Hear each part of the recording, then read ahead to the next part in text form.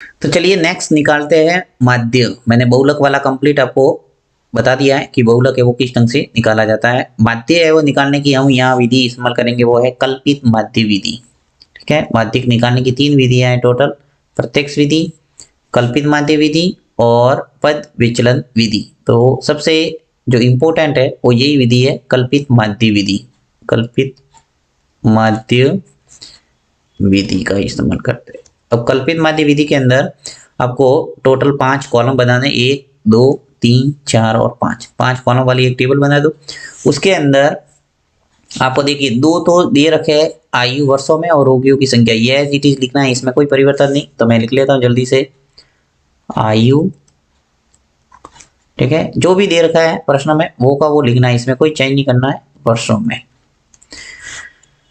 जो दे रखा है वो लिख लो, 20 से 30, 30 से 40, 40 से 50, 50 से 60 और 60 से 70। ठीक है, उसके बाद में लिखना है रोगियों की संख्या, जो आपके दे रखा है। देखिए ये रोगियों की संख्या है, तो यहां लिख लेता हूं मैं रोगियों की संख्या।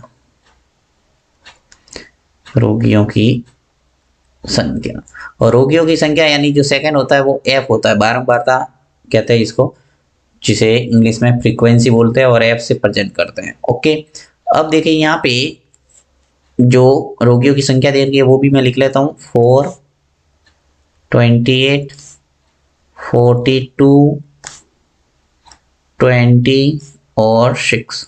ओके, नेक्स्ट आपका काम स्टार्ट होता है। तीनों कॉलम में आपको क्या लिखना है, देखिए सबसे पहले तो आपको या तो मध्यमान लिखो यहाँ पे, या फिर वर्ग चिन्ह लिखो, कोई भी लिख सकते हैं। तो वर्ग चिन्ह लिखते हैं यहाँ। वर्ग चिन्ह का मतलब होता है एक्स आई।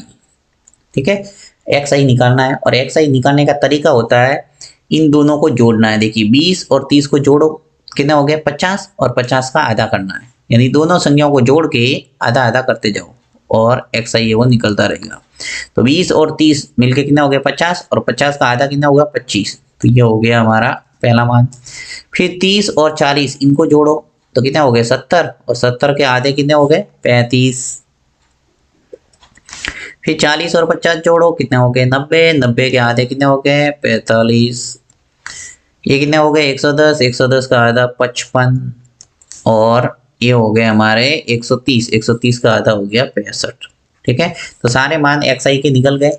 अब आपका काम कल्पित मान मानने का है, यानी कल्पित मान आपको मानना पड़ेगा। तो मैं कल्पित मान मान लेता हूं। अब आपको क्या करना है कि जो वर्ग चिन्ह है, देखिए एक्स आई वाले जो भी मान है 25, 35, 45, 55 और 65, इसमें से सबसे सेंटर में जो संख्या होगी उसको हम मानेंगे ए, यानी यही लिख लेता हूं मैं ए। और ए क्या है कल्पित मान है, क्या है कल्पित मान। तो यहां लिख लेता हूं माना कल्पित मान। कल्पित मान, और कल्पित मान को स्मॉल ए या कैपिटल ए किसी भी प्रेजेंट कर सकते हैं, और ये माना है मैंने 45, यानी सेंटर में हमेशा माना जाता है। ओके, अब देखो मुझे कल्पित माध्य विधि का इस्तेमाल करना है, इसलिए क्या निकालना पड़ेगा डी आई, और डी आई बराबर क्या होता है एक्स आई माइनस ए। ठीक है, अब एक्स आई की जो भी मान है 25 है 35 है, इसमें से क्या घटाना है ए का मान घटाना, और ए क्या माना मैंने ये 45, यानी 25 में से सबसे पहले 45 को घटाएंगे, फिर 35 में से 45 को घटाएंगे, 45 में से 45 घटाएंगे, इस ढंग से सभी मान है वो घटाते जाएंगे, और ये डी आई का मान है वो आता रहेगा। ठीक है, तो सबसे पहले मैं निकालता हूँ फर्स्ट मान। तो 25 में से, देखिए मैं साइड में थोड़ा बताता हूँ कि 25 में से मैं क्या घटा रहा हूँ 45। ओके, क्योंकि एक्स आई माइनस ए कर रहे हैं, एक्स आई का मान हमारे 25 है और ए का मान मैंने क्या माना है 45। ठीक है, तो 25 में से 45 गया तो क्या बचा हमारे माइनस के 20। ये ध्यान रखना है कि छोटी संख्या में से बड़ी संख्या घटा रहे, राइट, तो माइनस आएगा। तो यहाँ आ गया हमारा माइनस 20। ठीक है, उसके बाद यहाँ पे देखो 35 में से मुझे घटाना है 45, तो 35 में से 45 गया तो क्या बचा माइनस का 10। यहाँ पे 45 है तो 45 में से 45 गया तो क्या बचा 0। 55 में से 45 गया तो क्या बचा 10 प्लस के। अब देखो बड़ी संख्या आगे आ गई, यानी 55 में से 45 घटाना है तो बड़ी संख्या आगे आई इसलिए 10 प्लस का आ जाएगा। 65 में से 45 गया तो क्या बचा प्लस के 20। ठीक है, तो ये सारे मान आ गए हमारे डी आई के। अब मुझे जो लास्ट निकालना वो है एफ आई और डी आई, यानी एफ आई और डी आई का गुणा करना है और ये सारे मान है वो आ जाएंगे। तो एफ आई हमारा क्या है, देखिए ये एफ आई लिखना है यहाँ। एफ आई के मान है 4 है, 28, 42, 20 और 6। इनका गुणा करना है इस डी आई वाले मान से, यानी 20 -20 से होगा, -10 से होगा, 0, 10 और 20 से। ठीक है, तो चलिए गुणा करते हैं एफ आई का डी आई से। तो सबसे पहला गुणा होगा 4 का गुणा किससे होगा -20 से, तो क्या हो जाएगा हमारा -80, -80। फिर 28 का गुणा -10 से होगा तो -280 आ जाएंगे। फिर 42 का गुणा 0 से तो 0, 20 का गुणा 10 से तो 200 और 6 का गुणा 20 से तो 120। अब आपको क्या करना है, ये एफ आई और डी आई इनका योग करना है, यानी निकालना है आपको सिग्मा एफ आई और डी आई। क्योंकि आपको सूत्र में क्या चाहिए, एक तो sigma F I D I चाहिए और एक चाहिए सिग्मा एफ आई। अभी मैं आपको एक फॉर्मूला लिख के बताऊंगा कल्पित माध्य विधि से माध्य निकालने का। ठीक है, पहले हम यहाँ निकाल देते हैं एफ आई और डी आई। तो देखिए माइनस का 80 और माइनस के 280, तो ये माइनस माइनस वाले मान पहले जोड़ने पड़ेंगे, तो मैं जोड़ देता हूँ। यानी माइनस माइनस वाले पहले जुड़ेंगे और इसी प्रकार प्लस प्लस वाले जोड़ने हैं। तो माइनस माइनस वाले जुड़ेंगे तो कितने आगे माइनस के 360 हो गया, तो यहाँ लिख लेते हैं। चलिए, तो माइनस के 80 और माइनस के 280 मिलके कितने हो गए माइनस के 360। इसी प्रकार 200 और 120 मिलके कितने हो गए 320, ये प्लस के हो गए।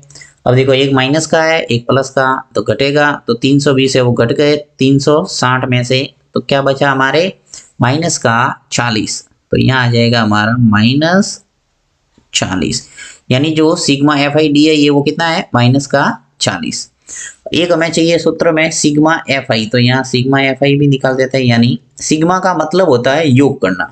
ठीक है, तो 4, 28, 42, 20 और 6 इन सबको जोड़ेंगे तो आपके आ जाएगा 100।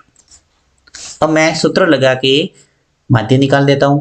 अब देखिए कल्पित माध्य विधि से माध्य निकालने का जो फॉर्मूला होता है कि माध्य और माध्य को x बार से प्रेजेंट करते हैं। x बार बराबर होता है a plus sigma F I D I बट्टा सिग्मा एफ आई। ठीक है, अब यहाँ पे सारे मान लिख लेते हैं जल्दी से। ये है वो कितना है हमारे पास 45, तो 45 आ गया।